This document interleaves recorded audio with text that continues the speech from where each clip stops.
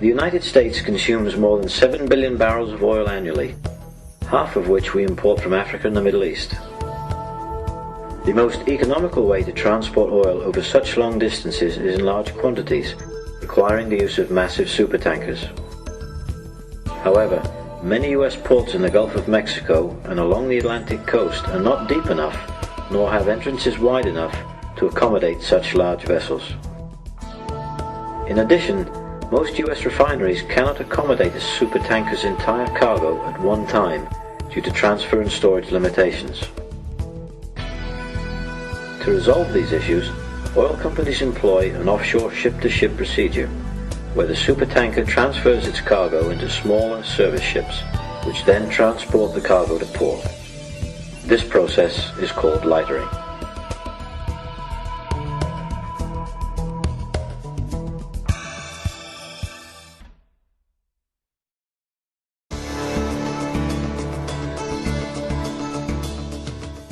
Lightering occurs in specially designated areas about 60 miles offshore, where water depth is sufficient for both ships and where contact with other vessels is minimized.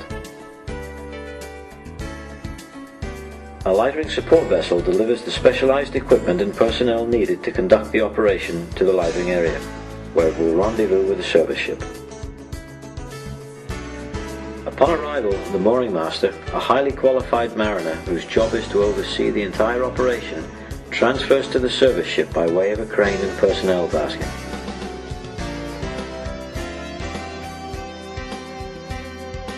Next, the specially designed cargo transfer hoses are lifted onto the deck of the service ship.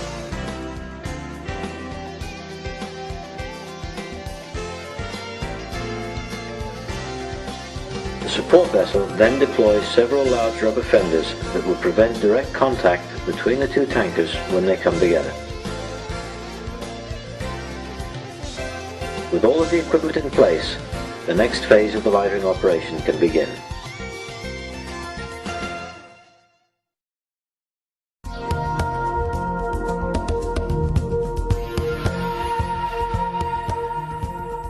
To lend assistance during the remainder of the transfer process, the support vessel will maintain a watchful position nearby.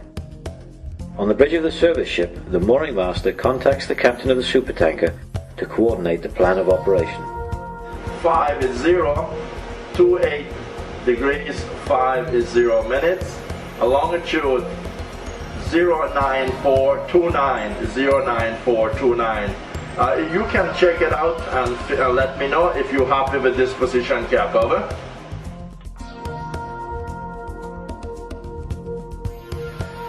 With final arrangements made, the mooring master and the service ship's captain closely monitor the next crucial stage of the procedure.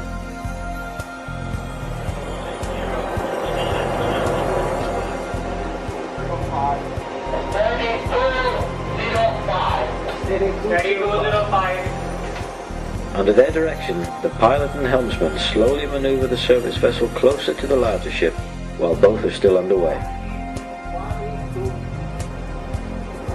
175, 175, slow ahead, slow ahead. The lightering ship continues alongside the supertanker until they achieve a matching course and speed. 420, 420. Slow ahead, slow ahead. Dead slow, dead slow. Dead slow. Dead slow. Dead ship. Dead ship. When the two vessels come together, they are nearly parallel, so that all four fenders share the load at the time of contact. Dead ship. Minimum pitch. Minimum pitch.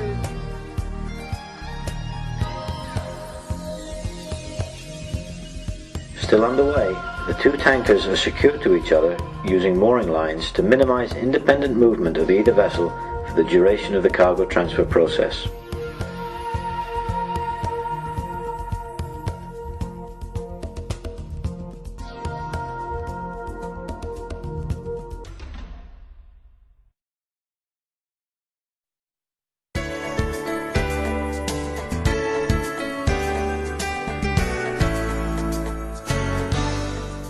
With the two ships safely attached to each other, crew members from each vessel connect their respective ends of the 12-inch, 90-foot transfer hoses. Pumping commences at a slow rate, but when flow has been established and no problems are indicated, the pressure is increased. In state-of-the-art control rooms, the ship's chief officer maintains a close watch on the fluid levels in the cargo and ballast tanks. The entire transfer operation is closely monitored on each vessel. Both of the ships keep a bridge watch to ensure that safe navigation is carried out, or, if anchored, that a safe position is maintained.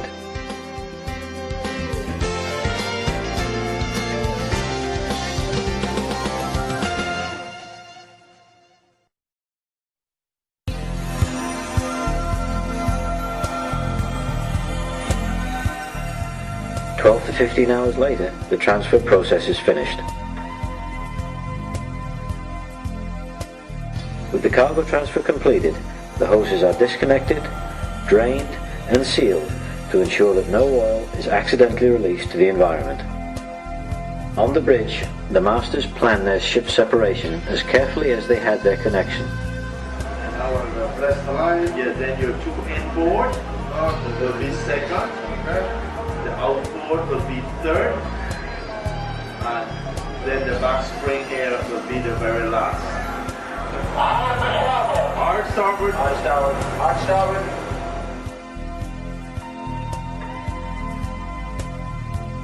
This process is less time-consuming, but equally complex. Once the vessels are safely separated, the supertanker departs on her long journey across the ocean to load another cargo.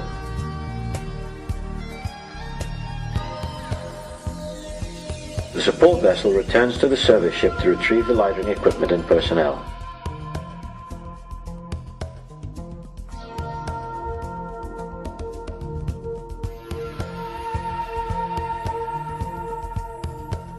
The massive fenders are reloaded onto its deck and firmly secured for the trip to shore.